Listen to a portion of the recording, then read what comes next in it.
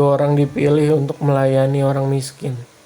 Pada masa itu ketika jumlah murid makin bertambah, timbullah sungut-sungut di antara orang-orang Yahudi yang berbahasa Yunani terhadap orang-orang Ibrani, karena pembagian kepada janda-janda mereka diabaikan dalam pelayanan sehari-hari.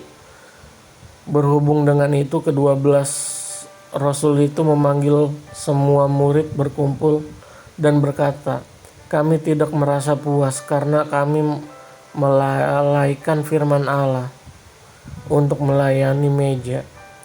Karena itu, saudara-saudara, pilih 7 orang dari antara kamu yang terkenal baik dan yang penuh roh dan hikmat, supaya kami mengangkat mereka untuk tugas itu, dan supaya kami sendiri dapat memutuskan pikiran dalam doa dan pelayanan firman." Usul itu diterima baik oleh seluruh jemaat. Lalu mereka memilih Stefanus, seorang dari yang penuh iman dan Roh Kudus, dan Filipus, Prokhorus, Nikanor, Timon, Parmenas, dan Nikolaus, seorang penganut agama Yahudi dari Antiokhia. Mereka itu dihadapkan kepada rasul-rasul, lalu rasul-rasul itu pun berdoa dan meletakkan tangan di atas mereka. Firman Allah makin tersebar dan jumlah murid di Yerusalem makin bertambah banyak. Juga sejumlah besar imam menyerahkan diri dan percaya. Tuduhan terhadap Stefanus.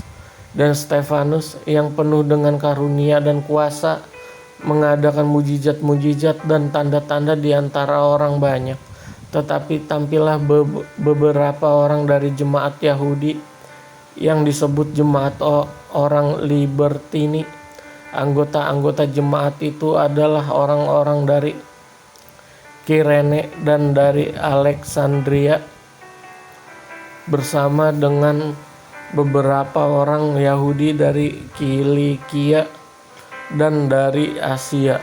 Orang-orang itu bersoal jawab dengan Stefanus, tetapi mereka tidak sanggup melawan hikmatnya dan roh yang mendorong dia berbicara. Lalu mereka menghasut beberapa orang untuk mengatakan, "Kami telah mendengar dia mengucapkan kata-kata hujat terhadap Musa dan Allah." Dengan jalan demikian mereka mengadakan suatu gerakan di antara orang banyak serta tua-tua dan ahli-ahli Taurat. Mereka menyergap Stefanus, menyeretnya dan membawanya ke hadapan mahkamah agama. Lalu mereka memajukan saksi-saksi palsu yang berkata, "Orang ini terus-menerus mengucap perkataan yang menghina tempat kudus ini dan hukum Taurat. Sebab kami telah mendengar dia mengatakan bahwa Yesus, orang Nazaret itu akan merubuhkan tempat ini dan mengubah adat istiadat yang diwariskan oleh Musa kepada kita."